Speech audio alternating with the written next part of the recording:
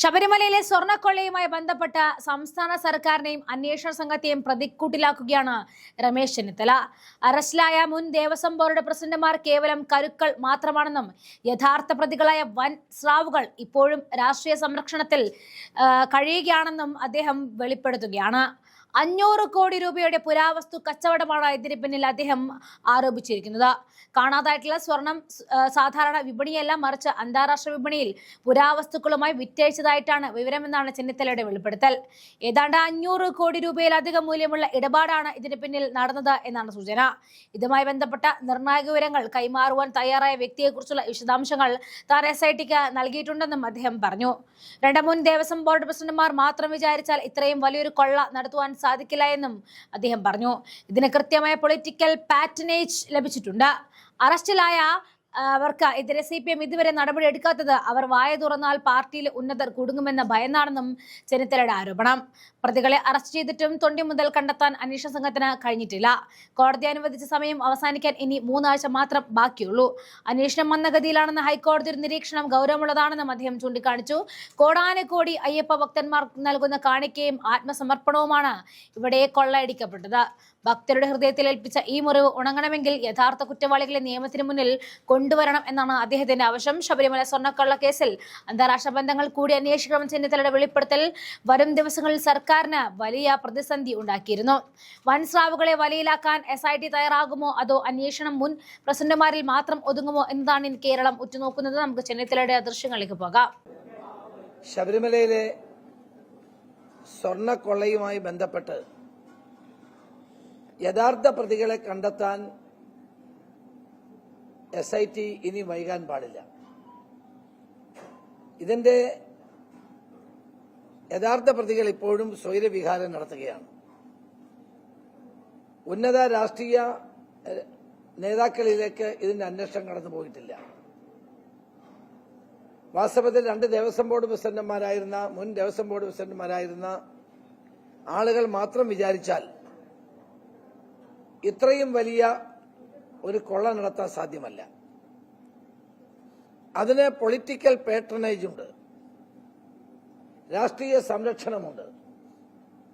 ആരാണ് ഇതിന് രാഷ്ട്രീയ സംരക്ഷണം നൽകിയത്? ആരാണ് ഭരണത്തിന്റെ പിന്തുണ ഇവർക്ക് നൽകിയത് എന്നുള്ളത് ഏറ്റവും പ്രധാനപ്പെട്ട കാര്യമാണ്. കോടാനുകോടി വരുന്ന അയ്യപ്പ ഭക്തന്മാരുടെ ഹൃദയത്തിൽ ഏൽപ്പിച്ച മുറിവ് ഇതുവരെ ഉണങ്ങിയിട്ടില്ല. അയ്യപ്പ ക്ഷേത്രത്തിലേക്ക് ഓരോ ഭക്തനും നൽകുന്ന കാണിക്കയും അവന്റെ ആത്മസമർപ്പണമാണ്. അത് ഭക്തജനങ്ങൾ നൽകുന്നത് തികഞ്ഞ ഭക്തിയോടെയും ആദരവോടെയുമാണ്. അവിടെ നിന്ന് കാണാതെ പോകുന്ന സ്വർണം കണ്ടെത്തേണ്ടതിന്റെ ഉത്തരവാദിത്വം SITക്ക് ഉണ്ടല്ലോ. SITക്ക് ഇനി 3 ആഴ്ച കൂടിയുള്ള സമയം. സാധാരണഗതിയിൽ പ്രതികളെ അറസ്റ്റ് ചെയ്താൽ അടുത്ത് ചെയ്യേണ്ടത് എന്താണ്? തൊണ്ടി മുതൽ കണ്ടെത്തുകയാണ്. ഈ തൊണ്ടി മുതൽ എന്തുകൊണ്ട് കണ്ടെത്തുന്നില്ല? തൊണ്ടി മുതൽ എവിടെ പോയിരിക്കുന്നു? ഇപ്പോൾ ചില ജൂവലറിയിൽ നിന്ന് കണ്ടെത്തിയെന്ന് പറയുന്ന സ്വർണം ഇത് തന്നെയാണോ എന്നതിനെ സംബന്ധിച്ച് വ്യക്തതയില്ല. അപ്പോൾ ഇതിന് അന്തർദേശീയ ഇന്റർനാഷണൽ മാർക്കറ്റിൽ ഇതിന്റെ വില വളരെ കൂടുതലാണ്.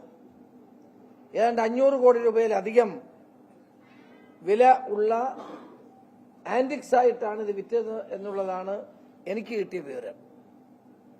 ആ വിവരമാണ് ഞാൻ എന്നോട് പറഞ്ഞ ആളിന്റെ എല്ലാ വിശദാംശങ്ങളും SITയുടെ മുമ്പിൽ കൊടുത്തത്. SIT അദ്ദേഹത്തെ വിളിച്ച് ചോദ്യം ചെയ്യുകയും ചെയ്തു. അതനുസരിച്ചുള്ള നടപടികൾ മുന്നോട്ട് പോകണം. കാരണം ഇത് അന്തർദേശീയ തലത്തിൽ തന്നെ കോടികളുടെ വില വരുന്ന പുരാവസ്തുവായിട്ട് വിറ്റഴിക്കാനാണ് ഇവർ ശ്രമിച്ചത്. അതിനെ സംബന്ധിച്ചുള്ള വിശദാംശങ്ങളാണ് എന്നോട് ഒരാൾ പറഞ്ഞത്. ആ ആളിനെയാണ് ഞാൻ SITയുടെ മുമ്പിൽ അതിന്റെ വിശദാംശങ്ങളാണ് നൽകിയത്.